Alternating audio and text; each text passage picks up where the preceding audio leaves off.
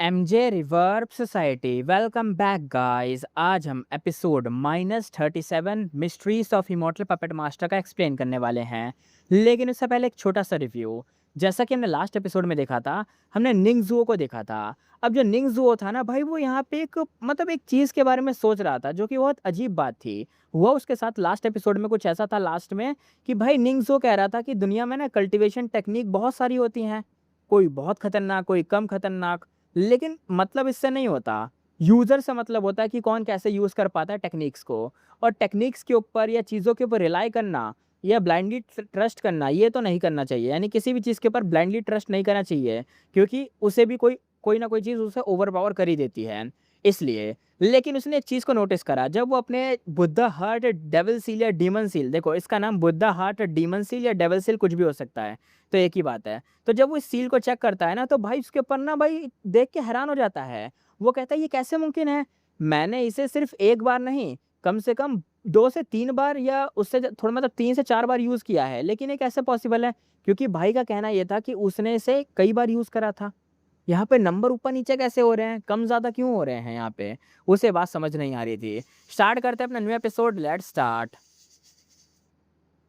अब सीन यहाँ पे शिफ्ट होता है और सीन दिखाया जाता है निंगज़ू का। निंगज़ू ने तुरंत ही उन सारे मोमेंट्स को रिकॉल किया जब Buddha heart demon seal activate हुआ था। उनमें कॉमन पॉइंट ढूंढा। उसने जल्दी डिस्कवर किया कि हर बार ट्रेजर सील तब एक्टिवेट हुआ जब वो रेस्टलेस था और उसका मेंटल स्टेट अनस्टेबल थी। पहली बार जब उसने ऑफिशियली एक्शन लिया था और हर्ट सील से मैकेनिकल मंकीज को रियॉट करने का ऑर्डर दिया था। दूसरी बार जब ज़ू शुआंज़ी ने युआन डेशैंग को बचा लिया था, यानी इस बंदर को बचा लिया था, अंकल मंकी को। तीसरी बार जब निंगज़ो बैकयार्ड के बेडरूम में घुसा था और अनकॉन्शियस युआन डेशैंग को देखा और ऑलमोस्ट खुद डायरेक्ट एक्शन लेने वाला था। और जब युआन यानी करंट लीडर सबड्यू होने के बाद, यानी वो जो निंगज़ो के अंडर आ गया था, तब अंकल मंकी को हैंडओवर करने से मना कर रहा था। तब निंगज़ो की एंग्ज़ायटी फिर से एक्शन लेने को कह रही थी। निंगज़ो कहता है, क्या ये फेट्स का क्लैश है, जिसकी वज़ह से मेरा माइंड अनस्टेबल हो जाता है? इमोशनल्स मतलब यहाँ पे जो इमोशंस होते हैं ऑलमोस्ट कंट्रोल से बाहर हो जाते हैं। अगर गलती हो गई तो युआन डैशन को डेफ़िनेटली लाइफ़ का एक और चांस मिल जाएगा। एक तरफ मैं रीज़न का यूज़ करके खुद को शांत रखता हूँ, दूसरी तरफ बुद्धा हार्ट डीमन सील भी सीक्रेटली मेरी हेल्प कर रहा है। इसने कम से कम 4 बार मुझे सपोर्ट करा है, ऐसे टाइम पर जब मैं इसे यूज़ भी नहीं कर रहा था, लेकिन मतलब अपने आप ही यूज़ हो गया वो। दूसरों को बचाना डीमंस के पाथ पर चलना है, खुद को बचाना बुद्धा के पाथ पर चलना है। ये तुरंत समझने के बाद निंगज़ो एक बार फिर से कोल्ड पसीने में आ गया। इस मैटर में इतने हिडन डेंजर्स छुपे हुए थे जिनका उसे बिल्कुल आइडिया नहीं था। अगर हान मिंग ने उससे मतलब हान मिंग से उसने फेट की थ्योरी नहीं सीखी होती, तो शायद बहुत टाइम तक ये बात समझ ही नहीं पाता। निंगज़ो कहता है, इससे लगता है बुद्धा हार्ट डीमन सील एक ऐसा ट्रेजर है जो फेट को गार्ड कर सकता है। बुद्धा स्टैचू को एक्टिवेट करके खुद को बचाया जा सकता है, जिससे फेट के क्लैश से होने वाली इमोशनल इंटरफेरेंस अवॉइड होती है और गलती करने का रिस्क कम होता है। निंगज़ो सीक्रेटली खुश था कि इस इंसिडेंट के थ्रू उसने बुद्धा हार्ट डीमन सील का एक और फंक्शन डिस्कवर कर लिया था। निंगज़ो कहता है, लेकिन अगर ऐसा है तो मेरी टैलेंट रेटिंग अनसर्टेन हो सकती है, यानी अनसर्टेन हो सकती है। पहले उसने अपनी टैलेंट को सुपीरियर टैलेंट माना था, लेकिन अब हो सकता है कि उसका टैलेंट सिर्फ अपर क्लास हो। क्योंकि भाई बुद्धा हार्ट डीमन सील उसके टैलेंट को सपोर्ट कर रहा था। उसको पहले ऐसा लग रहा था कि अरे ये कैसे हो गया? अंकल डशैंग को तो कोई ऐसा ही पर्सन मान सकता है, मतलब मार सकता है जिसके पास अंकल मंकी से ज़्यादा लक पॉइंट्स हो। लक पॉइंट कहते हैं, जो भी कहते हैं, वो जो नंबर होता है ना, जिसके फेट पॉइंट, लक पॉइंट कुछ भी कह लो, वो नंबर ज़्यादा हो और उसे और कोई मार नहीं सकता, और अगर मारने की कोशिश करेगा उसको कोई, तो उसके साथ ही बुरा होगा। लेकिन फिर भी अपने निंगज़ो ने लास्ट एपिसोड में उसको निपटा दिया था। तो ये सीन देखने के बाद हान मिंग उसके अंडर आने को तैयार हो गई थी। उसने सोचा था कि अपने निंगज़ो के पास भी इमॉर्टल टैलेंट है, यानी यूथफुल गेस्ट के पास इमॉर्टल टैलेंट है, क्योंकि उसको निंगज़ो की रियल आइडेंटिटी नहीं पता है। तो इसलिए वो अंडर आ गई थी। अब भाई यहाँ पे इसको ऐसा लग रहा है अपने निंगज़ो को, अरे ये क्या मैटर हो गया? अगर मेरे पास इमॉर्टल टैलेंट होता, यानी सुपीरियर टैलेंट होता, तो ये तो बहुत अच्छी बात थी। लेकिन जो इसका ये जो बुद्धा हार्ट डीमन सील है, ये इसको किसी-किसी टाइम पे बचा लेता है। यानी अगर तुम्हारा फेट है किसी से हारना, इमोशन के चक्कर में बहकर, जैसे तुम्हारे साथ ये होने वाला है कि तुम्हारे सामने तुम्हारा एक एनिमी है और तुम हो। तुमने उसे एकदम ऐसा अधमरा कर दिया कि अब वो खत्म होने वाला है। लेकिन तुम्हारे अंदर एक भावना, एक पता नहीं कैसा एक इमोशन आ जाता है जिससे तुम सोचते हो कि अरे मैं इसके हाथ-पैर काट देता हूँ, ये बाद में आके मुझे थोड़ी ना मार पाएगा। और लेकिन वही होता है, जैसे नॉवेल्स के अंदर होता है, वो मेन कैरेक्टर के पास कोई ट्रेज़र आ जाता है, एक रिंग मिल जाती है, उसका मास्टर उसकी हेल्प करता है, कभी कुछ हो जाता है और फिर वो बंदा एंड में आके उससे बदला लेके विलेन को मार देता है। जैसे तुमने वो क्या है, आई एम फेटेड विलेन वाली जो मानवा है, नॉवल है, तो उसके अंदर वो जो गू चेंजे वाला कैरेक्टर नहीं है, वो ये सब होने से पहले उनको ख़त्म कर देता है उनके फेट पॉइंट को तोड़कर। सेम यहाँ पे भी वो रूल अप्लाई होता है। अपना निंगज़ो भी यहाँ पे इमोशन के चक्कर में बहने वाला होता है, लेकिन बहने से पहले ही वो उसका जो बुद्धा हार्ट डीमन सील है उसे एक्टिवेट कर देता है, अपने आप ही ऑटोमेटिक एक्टिवेट होके उन चीज़ों को एकदम काउंटर कर देता है और जिससे निंगज़ो सही फैसला लेके अपना बच जाता है जैसे-तैसे। लेकिन सिर्फ़ इमोशन को कंट्रोल करता है, रियल फेट को कंट्रोल नहीं करता ये बुद्धा हार्ट डीमन सील। इसलिए बस इमोशनल वक़्त पे अपने आप ऑटोमेटिक काम करके निंगज़ो को स्टेबल रखेगा कि अरे मार दे इसको, मैटर ही खत्म कर, वरना दोबारा ज़िंदा होके तुझे ही पेल देगा ये बाद में आके। इसलिए उस टाइम पर ये ध्यान रखता है निंगज़ो का।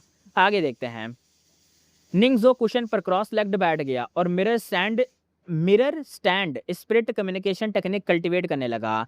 निंगज़ो कहता है क्लियर मिरर में कोई डाउट नहीं होता जो हर्ट को नरिश करता है। जो 5 एग्रीगेट्स को कंप्लीटली एम्प्टी देखो तो सारे सफरिंग और डिजास्टर ओवरकम हो जाते हैं। सारे फिनोमिना की एम्प्टीनेस को रिफ्लेक्ट करो और अराइज होना, ना क्रीज होना, ना इम्प्योर, ना प्योर, ना इंक्रीज, ना डिक्रीज, अपनी ट्रू नेचर को रिफ्लेक्ट करो। इससे हर्ट में लॉन्ग टाइम तक होल्ड करो। ना फॉर्म, ना सेंसेस, ना परसेप्शन, ना मेंटल फॉर्मेशन, ना कॉन्शियसनेस और ना आइज, ना ईयर, ना नोज, ना टंग, बॉडी, माइंड, ना फॉर्म, ना साउंड, स्मेल, टेस्ट, टच, धर्मा, आइस, कुछ भी हो। आइस के रेलम से कॉन्शनेस के रेलम तक कुछ नहीं। ना इग्नोरेंस और ना ही इग्नोरेंस का एंड। एक इंसेस स्टिक जलने के टाइम बाद, यानी एक स्टिक जलने में 1 घंटा, मान लो 1 घंटे के बाद निंगज़ो ने स्लोली आइज़ ओपन की और हल्की स्माइल करी। निंगज़ो कहता है स्पिरिट रिफाइनिंग का 3rd लेयर, फाइनली मैं दिमागी लेवल पर 3rd लेवल पे आ चुका हूँ, 3rd स्टेज तक। निंगज़ो कहता है अब मैं बुद्धिस्ट डोर को पुश करके एक्सप्लोरेशन स्टार्ट कर सकता हूँ। फेट की थ्योरी समझने के बाद निंगज़ो सोचने लगा कि उसका अपॉर्चुनिटी कहाँ हो सकता है। सबसे लाइकली जगह मैग्मा फेरी पैलेस है। वो यहाँ पे साइमेंटेसली, अरे यार इसको क्या कहते हैं, साइमेंटेसली जो भी है, 3 एलेक्सर फील्ड्स कल्टीवेट कर रहा था। अभी उसका क्यूआई रिफाइनमेंट 3rd लेयर पे था। क्यूआई रिफाइनमेंट यानी तुम्हारा प्राइमल सी, ठीक है, देंतियान, वहाँ पे तुम्हारा 3rd लेयर पे है। जो तुम्हारा एसेंस रिफाइनिंग है यानी तुम्हारा हर्ट, यानी तुम्हारा जो खून है, वो है अभी 3rd लेयर पे। और जो दिमाग है उसका, निंगज़ो का स्पिरिट रिफाइनिंग पहले स्लो था, लेकिन अब दोनों को बराबर ले आया, वो भी 3rd लेयर पे पहुंच चुका है। निंगज़ो ने बिना हेजिटेशन के ट्रायल डिसाइपल के मार्क को रिस्पॉन्ड किया और उसकी सोल इमॉर्टल पैलेस के अंदर एंटर कर गई। वेरियस स्पेल की हेल्प से वो इजीली आगे बढ़ा और जल्दी से 3 गेट्स के सामने पहुंच गया। दाओ सेक्ट, डीमन सेक्ट के चेक पॉइंट काफ़ी डिफिकल्ट थे। निंगज़ो उन्हें पास करने की होप थी, लेकिन निंगज़ो के पास होप थी, लेकिन उनमें बहुत टाइम और एफर्ट लगता। यानी दाओ सेक्ट और डीमन सेक्ट में बहुत ज़्यादा टाइम लगता है। युआन डेसेंग की वजह से पहले जो डेथ क्राइसिस आई थी, उसके बाद निंगज़ो को पहले से ही उस क्राइसिस को सॉल्व करना ज़रूरी था। निंगज़ो कहता है बुद्धिस्ट डोर के पीछे क्या है, उम्मीद है कि ये मेरे लिए अच्छे चेंजेस लेकर आएगा। निंगज़ो ने डोर पुश किया और अंदर एंटर कर गया। डोर के पीछे का रूम कफिन से भरा हुआ था। सिर्फ फ्लोर पर ही नहीं, वॉल्स के अंदर भी कफिन्स एम्बर्ड थे। एम्बर्ड यानी एकदम धसे हुए थे और कुछ कफिन्स सीलिंग से आयरन चेन्स के थ्रू लटक रहे थे। ये सीन देखकर निंगज़ो की एक्सपेक्टेशन से बिल्कुल अलग ही निकल गया। निंगज़ो कहता है एटलीस्ट यहाँ दाव और डीमन सेक्ट जैसे ऑब्स्टिकल या पपेट्स तो नहीं हैं। इसी moment dragon turtle fire spirit ने सीरियस एक्सप्रेशन के साथ निंगज़ो को देखा। वो हिंट्स नहीं देना चाहता था, लेकिन उसके पास चॉइस नहीं थी। उसने लाइफ हैंगिंग थ्रेड के थ्रू इंपॉर्टेंट इन्फॉर्मेशन निंगज़ो के हार्ट तक ट्रांसमिट कर दी कि करना क्या है। ड्रैगन टर्टल फायर स्पिरिट कहता है mirror stand spirit communication technique use करो और कफिन के अंदर की स्पिरिचुअल नेचर को सेंस करो। सक्सेसफुल होने के बाद कफिन का लिड ओपन किया जा सकता है। एक कफिन चूज करो, उसे क्रीमेशन फर्नेस में भेजो। क्रीमेशन फर्नेस यानी जो सब जला के भस्म कर देता है। Spirit rhythm mechanism artifact obtain करो। बाहर से कॉर्प्सेस यानी वो जो लाशें हैं, बाहर से लाशें भी फर्नेस में भेजे जा सकते हैं। इससे उनके अकॉर्डिंग कॉरेस्पॉन्डिंग मैकेनिज़्म मिलेगा। नोट: इस मैकेनिज़्म को केयरफुली मेंटेन करना होगा। इसे मैग्मा फेरी पैलेस के अंदर बाहर नहीं ले जा सकता, मतलब अंदर बाहर नहीं ले जा सकता। इन्फॉर्मेशन मिलते ही निंगज़ो ने टेस्ट यहाँ पे स्टार्ट करा। उसकी mirror stand spread communication technique already third layer पर थी, इसलिए ग्राउंड पर रखे कुछ कफिन्स से कम्युनिकेशन डिफ़िकल्ट ज़्यादा नहीं था। जल्दी उसने कुछ कफिन्स ओपन किए। उनके अंदर respectively runway fire snake, fire velvet mouse और फ्लेम शैडो फ्लावर थे। हर लिविंग थिंग के अंदर स्पिरिचुअल नेचर होती है। निंगज़ो ने वॉल्स में ये जो लगे हुए वर्टिकल कफिंग से भी कॉन्टैक्ट करने की कोशिश करी। कम्युनिकेशन डिफिकल्ट था, लेकिन उसने वैग्युअली सेंस किया कि ये भी फायर परसिमन माउंटेन के बीस्ट और स्पिरिट प्लांट्स थे। बस उनकी स्ट्रेंथ और लाइफ फाउंडेशन एक लेवल हायर थी। इससे लगता है कि हैंगिंग कफिंग के अंदर सबसे हाई ग्रेड बॉडीज होनी चाहिए। निंगज़ो ने हेड टिल्ट किया, थोड़ा सा झुकाया और हैंग्समैन नूज से खुद को ऊपर लिफ्ट करा। उसने हैंगिंग कफिन के सरफेस को दोनों हैंड से टच करा और mirror stand spirit communication technique को फुली एक्टिवेट करा। लेकिन इस बार सेंसिंग पुली फेंट और ब्लरी और वीक थी। यहाँ पे ड्रैगन टर्टल फायर स्पिरिट उसकी हर मूवमेंट को क्लोजली वॉच कर रहा था। उसके ड्रैगन क्लॉस एंजाइटी में टाइटली एकदम भाई क्लेंच्ड हो गए थे। इन्वेस्टिगेशन के बाद निंगज़ो ने सराउंडिंग्स देखे और फाइनली वॉल में एक वर्टिकल कफिन पर एकदम भाई नजरें एकदम गड़ा दी। निंगज़ो कहता है, मेरी करंट स्पिरिट रिफाइनिंग लेवल के हिसाब से इस कफिन के अंदर का runway fire snake best target है। ये सोचकर निंगज़ो ने हैंगिंग लाइन एक्सटेंड की और खुद को नीचे लोवर किया। फिर वो टारगेट वर्टिकल कफिन की तरफ चल दिया। ड्रैगन टर्टल फायर स्पिरिट ने इम्पेशेंट एक्ट करा। वो जल्दी देखना चाहता था कि निंगज़ो इस कफिन को सेंस करे, लेकिन निंगज़ो अचानक रुक गया। वो हेजिटेट करने लगा। ड्रैगन टर्टल फायर स्पिरिट और ज़्यादा एंशियस हो गया। उसने लो तरीके से एकदम चिल्लाया और एक फ्लेम स्प्रेड की जैसी निंगज़ो को हरी कर रहा था। निंगज़ो हेड डाउन करके वहीं खड़ा रहा। वो आगे ही नहीं बढ़ रहा, उसे कुछ गड़बड़ लग रही थी। ड्रैगन टर्टल फायर स्पिरिट को कुछ गलत लगा। वो क्लियरली एरिगेटेड होकर अपने हिंड हिंड हिंड पाव से ग्राउंड स्क्रैच करने लगा। पाव यानी शायद पैर को कहते होंगे, अपने पैरों से मतलब ग्राउंड को टच करने लगा। निंगज़ो का अटेंशन इन्फॉर्मेशन के एक इम्पॉर्टेंट पार्ट पे कैप्चर किया गया। एक्सटर्नल कॉर्पस, अरे यार, कॉर कॉर कॉर्प्सेस, हाँ कॉर्प्सेस कहते हैं इसको। वैसे इसको लाश ज़्यादा कहना सही रहेगा, बस कोई दिक्कत ना हो। एक्सटर्नल लाशों को भी क्रिमिनेशन फर्नेस में भेजकर कॉरस्पॉन्डिंग मैकेनिज्म ऑब्टेन किया जा सकता है। यानी इनको भी भस्म करके कुछ चीज़ें ऑब्टेन की जा सकती हैं। जितना निंगज़ो के बारे में सोचता जितना निंगज़ो इस बारे में सोचता, उसे उतनी क्यूरियोसिटी होती। निंगज़ो कहता है, अगर मैं एक golden core stage demon beast को इलाइव कैप्चर करके मैग्मा फेरी पैलेस में भेज दूं, तो क्या मुझे नॉर्मल स्पिरिट रिदम मैकेनिज्म से भी बहुत पावरफुल आर्टिफैक्ट मिल सकता है?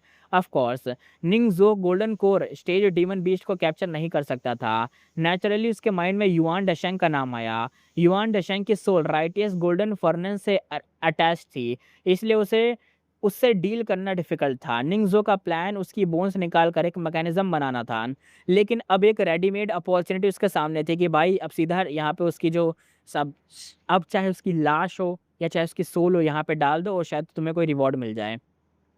और ऊपर से शायद युआन डशन के पास इमॉर्टल टैलेंट है, शायद कि उसके पास है ही, तो क्या पता और बढ़िया रिवॉर्ड मिल जाए। उसे युआन डशन की लाश खुद प्रोसेस करने की ज़रूरत नहीं थी, बस यहाँ पे लाश को यहाँ लाना था और मैग्मा फेरी पैलेस को उसे प्रोसेस करने देना था। उसके बदले उसे कॉरेस्पॉन्डिंग मैकेनिज्म मिल सकता था। ये थॉट निंगज़ो को और ज़्यादा एक्साइटेड करने लग गया। एक तरफ से इसे उसकी बहुत ट्रबल, एक तरीके से ट्रबल बचती और पोटेंशियल रिस्क भी कम होता है ना, बाहर-वाहर ये सब काम करता तो रिस्क रहता। अब यहीं पे काम हो जाएगा तो ज़्यादा सही है। आखिर युआन डशन की जो लाश थी, जितनी जल्दी उससे डील हो जाए उतना बेटर है। दूसरी तरफ निंगज़ो हमेशा मानता था कि उसकी मैकेनिकल टेक्निक ज़्यादा एडवांस नहीं है। उसे 3 एंसेस्ट्रल मास्टर की क्राफ्टमैनशिप पर ज़्यादा ट्रस्ट था। निंगज़ो कहता है, युआन डशन की लाश यहाँ लानी होगी। उसने डिसीज़न ले लिया, लेकिन प्रॉब्लम थी, लाश को यहाँ कैसे लाएगा, है ना? निंगज़ो ने माइंड में ड्रैगन टर्टल फायर स्पिरिट से पूछा।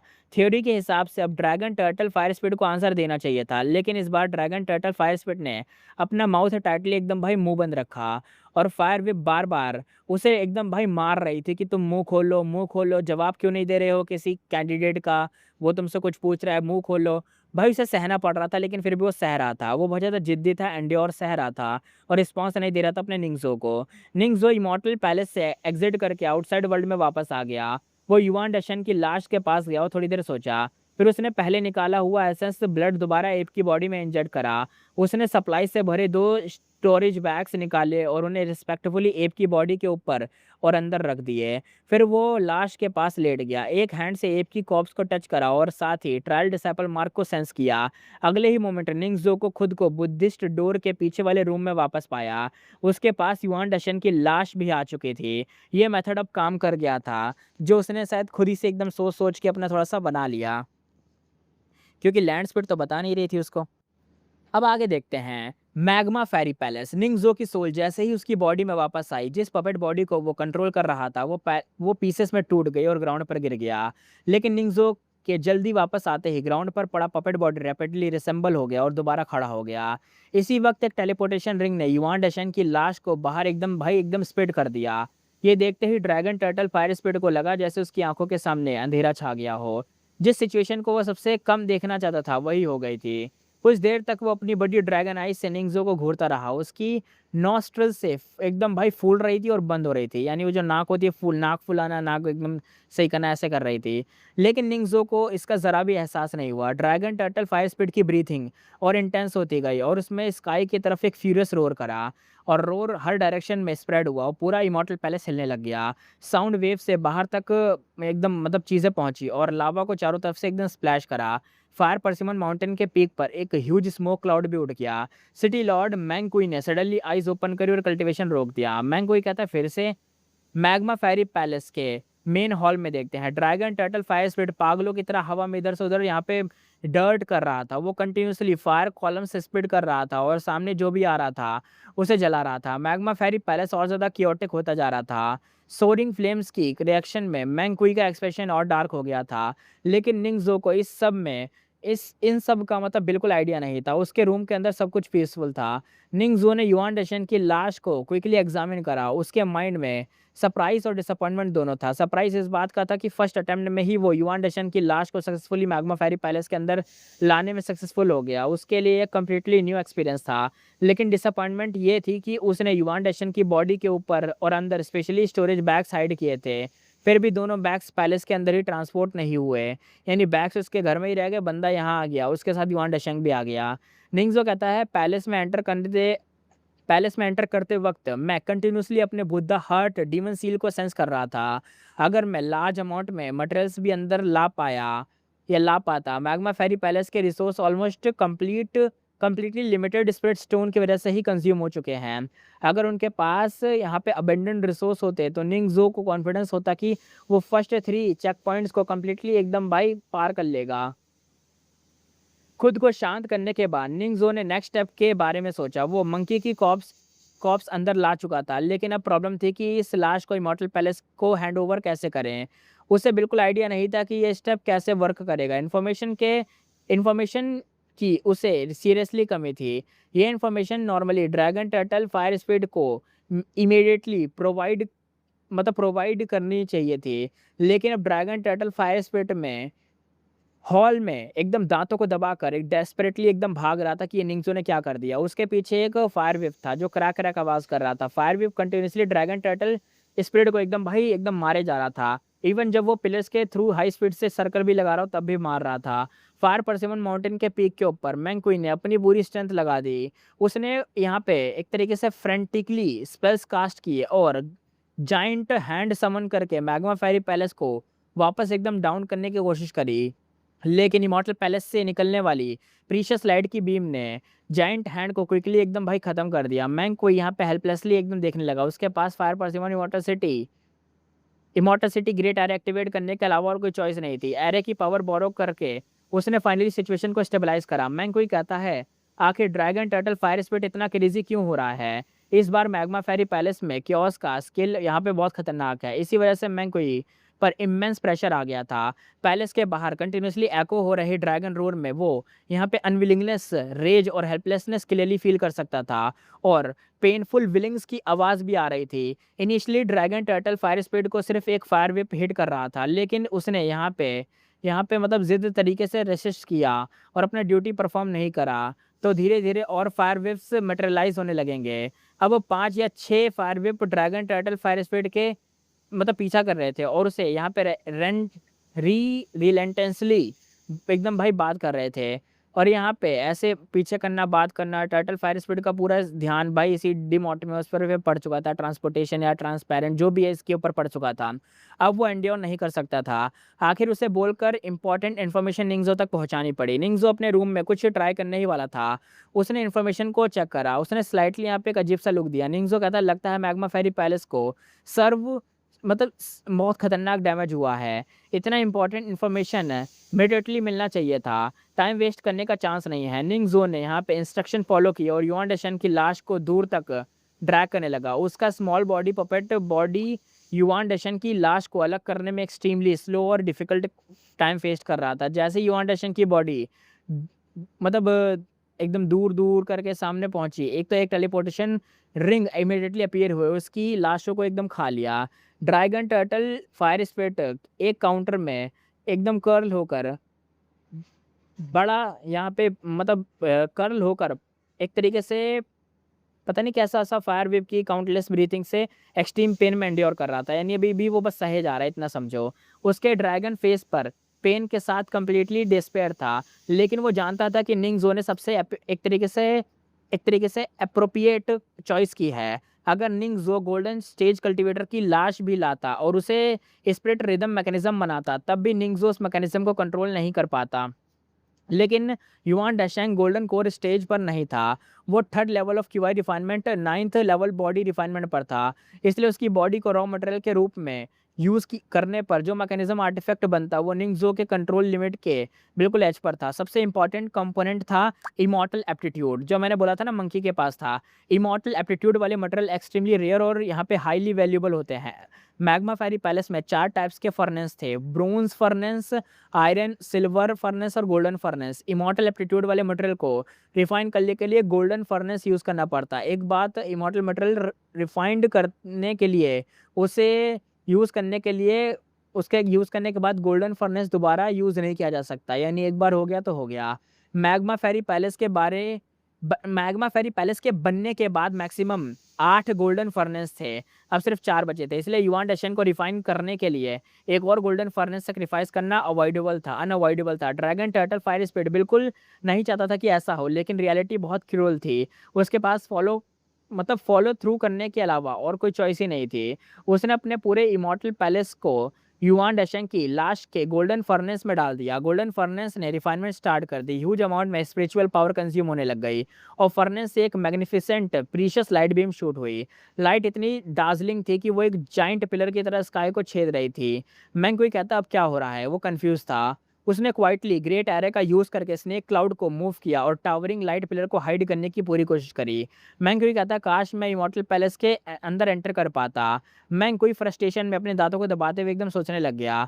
उसकी मैकेनिज्म प्रोफिशिएंसी बहुत लो थी। एक्चुअली नॉनसेंस सोल कल्टीवेटर के स्टैंडर्ड से देखा जाए तो उसकी सोल प्रोफिशिएंटली एक्सट्रीमली लो थी। इसी वजह से इमॉर्टल पैलेस ने उसे एंटर करने के लिए सिलेक्ट नहीं करा था। इस मैटर में वो खुद गोल्डन कोर और फाउंडेशन एस्टेब्लिशमेंट कल्टीवेटर के भी लेस क्वालिफाइड था, जिन्हें स्टैंडर्ड लोअर होने के बाद प्लेस में एंटर करने का चांस मिला था। उसके दोनों गोल्डन कोर सबऑर्डिनेट को भी इमॉर्टल पैलेस में सिलेक्ट नहीं किया गया था। उसके कुछ फाउंडेशन एस्टेब्लिशमेंट सबऑर्डिनेट कुछ और भी थे और इमॉर्टल पैलेस में एंटर कर चुके थे, लेकिन ओवरऑल एडवांटेज सिग्निफिकेंट नहीं था और ज़ाओ फैमिली और ज़ेंग फैमिली से आगे नहीं झेल सकते थे। इसी वजह से मैग्मा फेरी पैलेस के अपीयर होने के बाद मैंग कोई पर्सनली माउंटेन पीक पर स्टेशन हो गया, मतलब वहीं पे रहने लग गया। इस यहाँ पे इन्वेस्टिगेशन का एक्सक्यूज़ देकर उसने पूरे इमॉर्टल पैलेस को ब्लॉक कर दिया और टेम्परेली किसी कल्टीवेटर को अंदर एंटर नहीं करने देना चाहिए। ज़ाओ फैमिली और ज़ेंग फैमिली ने ऑब्जेक्शन रेज़ करा, लेकिन मैंगकुई ने उन्हें रिजेक्ट कर दिया फैमिली को ही। आखिर सिटी लॉर्ड मैंशन ने भी पर्सनली कोई कल्टीवेटर भेजकर इमॉर्टल पैलेस को स्टॉर्म नहीं किया था। Only city lord Mangkui southern bean dynasty को रिप्रेजेंट कर रहे थे और डीमन कल्टीवेटर के इन्वेस्टिगेशन को एक्सक्यूज़ बना रहे थे। और दोनों फैमिलीज़ के पास इमॉर्टल पैलेस को मॉनिटर करने के अलावा कोई ऑप्शन नहीं था, ताकि सिटी लॉर्ड मैंशन सीक्रेटली अपने लोगों को ना भेज सके। मैंगकुई कहता है चोंगर अभी भी मेरी ग्रेटेस्ट होप है और मेंग चोंग पर इमेंस कॉन्फिडेंस है। रिसेंटली मेंग चोंग ने एक मेजर ब्रेक थ्रू अचीव करा था। उसने फ्रेंचाइज रशिंग थंडर टेक्निक को एक न्यू लेवल तक डेवलप कर दिया था, जिससे उसकी प्रोग्रेस एक्सट्रीमली इंप्रेसिव हो गई थी। मेंग कोई कहता है चोंगर की टैलेंट सुपीरियर है, उसकी डेस्टिनी ओवरवेलमिंग है। कोई भी प्रेशर उसे सिर्फ स्ट्रांग नहीं बनाएगा। खतरनाक चल रही है वैसे तो। मैं कोई कहता है फेयर कंपटीशन में कौन उसे सप्रेस कर सकता है। धीरे धीरे प्रीशियस लाइट का प्लेयर धीरे धीरे डिसअपेयर हो गया। मैग्मा फेरी पैलेस एक बार फिर से यहाँ पे ट्रांक्विलिटी में आ गया। मैं कोई सेटिस्फेक्शन के साथ यहाँ पे थोड़ा सा चोक करा और ऐसे ऐसे चोक करता रहा कि हाँ हाँ बताओ। ऐसे ही करता रहा। निंगजो के सामने एक टेलीपोर्टेशन रिंग दोबारा अपीयर हो गई। रिंग ने एक मैकेनिज्म मंकी स्लोली फ्लोट करते हुए नीचे आया। निंगजो कहता है ऑलरेडी डन। निंगजो एक्साइटमेंट के साथ आगे बढ़ा और उसे इंस्पेक्ट करने लगा। मैकेनिज्म मंकी ने जैसे फुटस्टेप की आवाज़ सुन ली, उसने स्लोली आइज ओपन की और हेड रेस करा। उसने निंगजो को देखा। उसकी पुपिल्स ब्लड रेड लाइट से ग्लो कर रही थी। उसके बॉडी से एक पावरफुल ऑरा कंटिन्यूसली एमिट हो रहा था। निंगजो ने अपने स्टेप स्लो कर लिए। इस मोमेंट युआन डेशंग दोबारा से एक तरीके से रिबॉर्न हो चुका था। भाई उसने डाल भी दिया उस चीज़ के अंदर, लेकिन वो लास्ट लेके आया था, वो दोबारा से रिबॉर्न हो गया। तो ये क्या उसका सर्वेंट बन के रिबॉर्न हुआ है या फाइट करनी पड़ेगी, पता नहीं। ये जो लैंड स्पिरिट है वो तो छुपा रहा था, तो शायद एक तरीके से युआन डेशंग यहाँ पे सर्वेंट बन के एक्टिवेट हुआ होगा। एक्टिवेट करेंगे या पता नहीं, कुछ भी कह लो, वो दोबारा से जिंदा हो गया। सॉरी यार, बोलते हुए ना थोड़ी सी दिक्कत हो रही थी और अगर बहुत सारी शायद हो सकता है कि इसमें मेरे से मिस्टेक हो गई हो, क्योंकि यार जल्दी जल्दी में रिकॉर्ड करा है। सोच रहा हूँ दोबारा से इसको, मतलब इसको नहीं, इसके आगे भी कल भी मैं यही एक और वीडियो इसकी डाल दूँ। चलो कोई नहीं, अपने एपिसोड पे आते हैं। मैकेनिकल मंकी युआन डेशन की हाइट का सिर्फ आधा था, लेकिन बॉडी एक्सट्रीमली स्ट्रांग और मैजेस्टिक थी। उसका ओवरऑल कलर गोल्ड और रेड था। फर यहाँ पे ब्लड रेड थे, जबकि बॉडी के डिफरेंट पार्ट्स पर गोल्डन मेटल यहाँ पे स्ट्रिप्स एक्सपोज थे जो आपस में कनेक्टेड थे और हॉलो गोल्डन आर्मर जैसे लग रहे थे। लेकिन एक्चुअली ये उसके एक्सपोज्ड मैकेनिकल बोन्स थे।